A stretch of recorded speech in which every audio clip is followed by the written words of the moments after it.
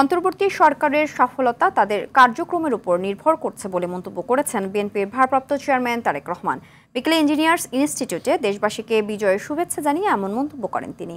আর দলটির শীর্ষ নেতৃবৃন্দ বলেন, বর্তমান সরকারের কয়েকজন উপদেষ্টার কথা সন্তোষজনক নয়। নির্বাচন আয়োজনের মাধ্যমে রাজনীতি চর্চার দুয়ার খুলে দেওয়ার দাবিও তোলেন তারা। রিপোর্ট করেছেন সুফিয়ান ফারাবী। বিজয় দিবসের আলোচনায় বিএনপি নেতারা বলেন, স্বাধীনতার ঘোষণা দিলেও তার অবদান স্বীকার না করে মুক্তিযুদ্ধকে দলীয় সম্পত্তি বানানোর সকল আয়োজন করেছিল আওয়ামী লীগ। স্বাধীনতার যুদ্ধে জিয়াউর রহমানের বীরত্ব গাথা তুলে ধরেন নেতৃবৃন্দ।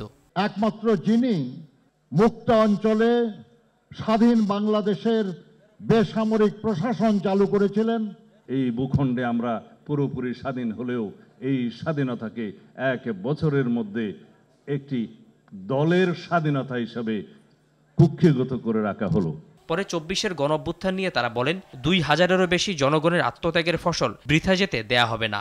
আমরা প্রত্যেকে সকলে মিলে এই দেশকে নতুন করে আমরা গড়ে তুলব। আলোচনা সভায় অন্তর্বর্তী সরকারের প্রতি শতভাগ সমর্থন জানিয়ে কয়েকজন উপদেষ্টার বক্তব্যের সমালোচনা করেন তারা। সেই সাথে নির্বাচনের প্রয়োজনীয়তা তুলে ধরা হয়। আমাদের দলের সকল নেতা কর্মী অন্তর্বর্তীকালীন প্রত্যেক সরকারের প্রতিটি কর্মসূচিকে আমরা সমর্থন করি।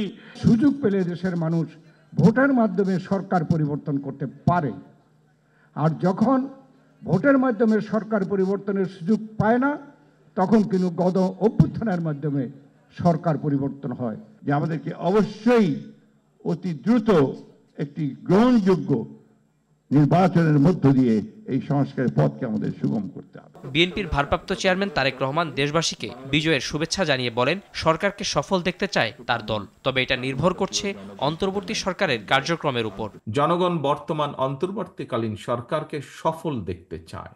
অন্তর্বর্তীকালীন সরকার নিজেরা নিজেদেরকে সফল দেখতে চায় কিনা তা তাদের কার্যক্রমের মাধ্যমেই প্রমাণ করতে হবে। এ সময় অন্তর্বর্তীকালীন সরকারের পরিকল্পনার কথা জনগণের জানার অধিকার রয়েছে বলেও মন্তব্য করেন বিএনপির ভারপ্রাপ্ত চেয়ারম্যান। রাষ্ট্র মেরামতের জন্য অন্তর্বর্তীকালীন সরকারের আর কত মাস কিংবা কত সময়ে প্রয়োজন সেটি জানার অধিকার জনগণের রয়েছে।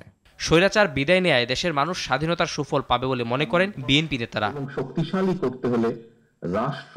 সুফিয়ান ফারাবী, RTV, ঢাকা।